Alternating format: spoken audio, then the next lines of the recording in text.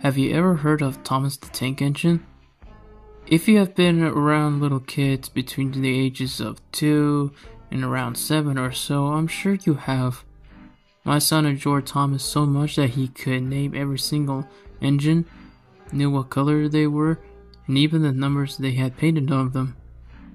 I was glad when I heard that he was coming to visit me over the summer, but I had a ton of work to do, so I bought him a Thomas DVD. The cover looked innocent enough. What was also interesting was that Thomas was smiling, and little wooden children were waving their arms out of the coaches, which were Annie and Clarabelle, of course. The DVD was called Thomas and the Children. He was so excited to see the DVD that right off the bat he pleaded me to pop into the DVD player. I went to work while he watched it. A few hours later, he came into my office, looking as pale as a sheet. Daddy? He spoke.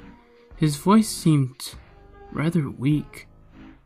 Are you okay? I asked him, touching his head. That's when I noticed that his temperature had gone up. Why did Thomas kill the children? He asked.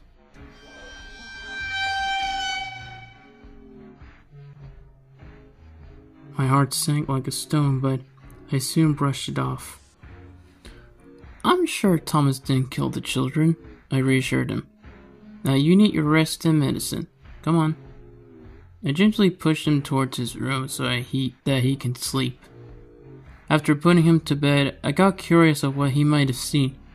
I pumped in the DVD again and began to watch the episode. It seemed normal enough.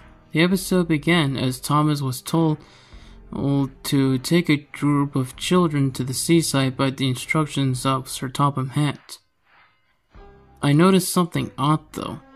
There was no narrator in this episode. The rest of the episode then showed Thomas pick up the little wooden children and showed every single one climb on board. Then there was a scene of him zooming down the rails like he always did, and the kids were waving and cheering. But then there was trouble, as they say in the show. Birdie the bus was stuck on the railway tracks on a level crossing, wanting for someone to help.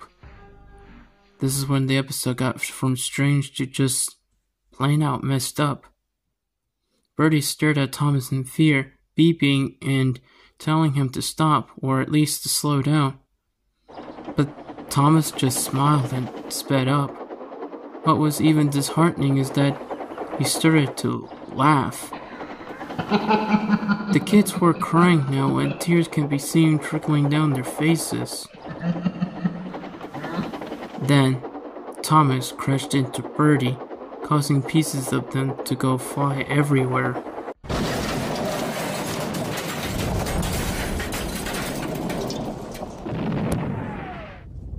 Usually by now the narrator would say when there was an engine that crashed, and luckily no one was hurt, but I knew that wasn't true. The episode then showed the inside of the coaches. Wooden limbs were broken off, what looked like either fake or real blood splattered everywhere. Some of the heads had been ripped out from the bodies of the little wooden dolls, and worse yet, the children still had tears upon their faces. Everything went to static, which was strange for a DVD. After that, I felt myself boiling with anger. What kind of sicko would create something that messed up for little kids? Then I paused the static. Messages appeared, which I find it to be really strange and bizarre. There were lots of disturbing messages that say like kill, obey, multiply, and die. After the static, I threw the accursed thing into the trash, and after breaking it in half, I will not expose my child for any more of that trash. Before going to bed, I checked on him. He was happily asleep and snoring and clutching his teddy. I'm afraid that he might have been probably traumatized by this, but I really hope he hadn't. I had lots of nightmares from this episode. One where the children came into my room, but they were lifelike and tall as a normal person. Their twisted forms grabbed my limbs and pulled me apart, while I heard that blasted train laughing.